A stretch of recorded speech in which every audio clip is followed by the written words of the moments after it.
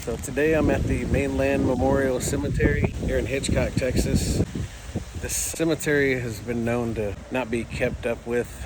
I've seen several videos of families talking about, how the graves of their loved one are either hard to find, they can't find them, or they have to sift through a bunch of mess, and it's just not a very well kept cemetery. So I figured I'd shed a little light on this. So I know this cemetery is a predominantly black cemetery. It was used as a black cemetery during the segregation times, and several men and women that have been in the service are buried here, which you'd think it'd be better kept. I'm just going to go around here and kind of show y'all a little bit.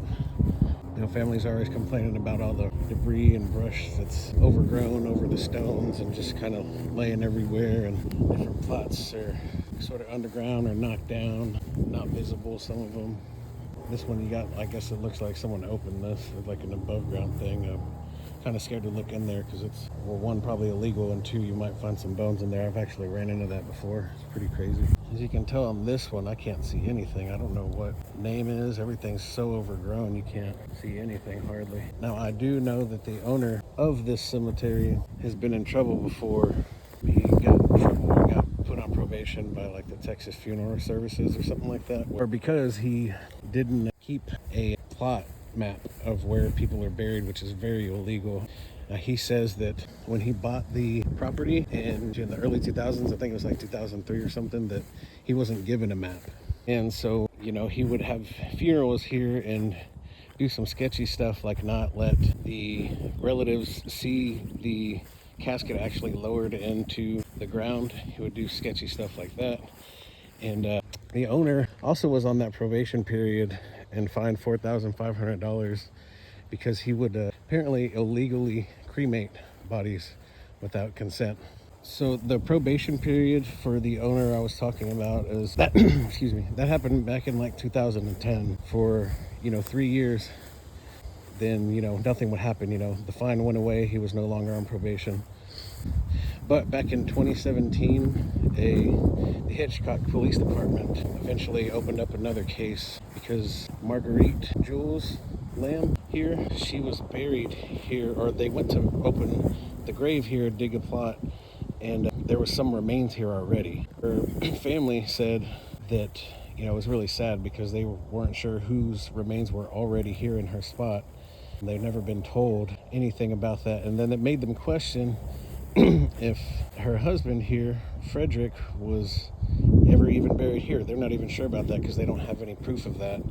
So this awning is where funeral services are held, where the family gets to come and see the casket, say the prayers, whatever they need to do before the caskets are lowered into the ground. Now, there was a man who passed in 2017. His name was Christopher Dwayne Smith. His family was allowed to be here, but everyone left before, he was actually buried, except for his significant other, Teresa Garneau. She said that the owner, since she was the only one left, he would not allow her to watch him get actually lowered into the ground and buried, which is a terrible thing. I mean, you should be able to do that. I mean, she would need some kind of closure. I mean, that might not give her closure fully, but might be something. I don't know why that would have happened or why he would do that, but again, the owner of this cemetery, like I said, is pretty sketchy. I'm gonna take you to the grave where he's supposed to be buried, and because they gave them a plot number and there is a marker, but you never know with this cemetery. And Christopher's sister, Deborah Smith, said that he was to be buried to the right of their father because they had a family plot. So they had the mother, Christopher's mother and father are buried here, supposedly in this area over here.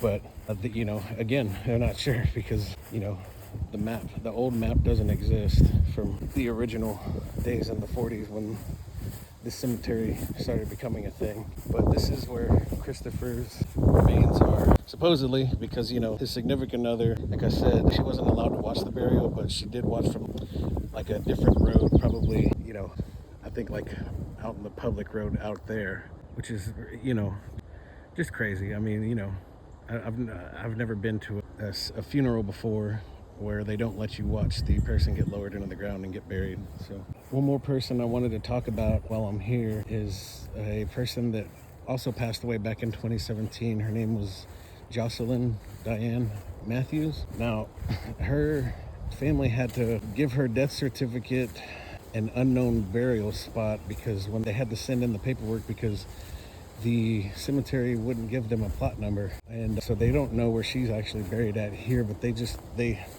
family member, I believe it's her daughter, says that she thinks she's buried somewhere over here near this tree.